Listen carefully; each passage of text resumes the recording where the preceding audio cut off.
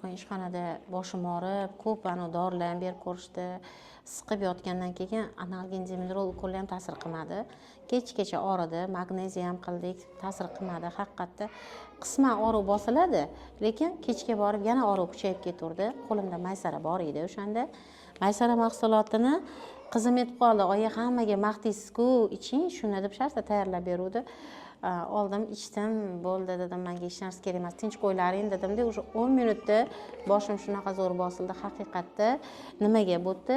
Glitsin bor-u, ichiladigan glitsin tabletkani effektini ko'proq dozada berar ekan bu. Yaxshi tomoni zarar qilmaydi. Hech kimga zarar qilmaydi. Nimaga? Bu bug'doydan olingan maysa nishlari bo'lgani uchun bu bizga odam atodan qolib kelgan o'sha bug'doyga nisbatan bizani tanamizni moslashuvchanligi zo'r bo'lgan.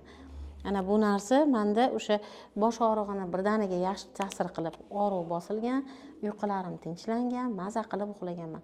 Ana o'shandan keyin bilganman, haqiqatda chirpnoy davleniyada ham maysarani effekti zo'r.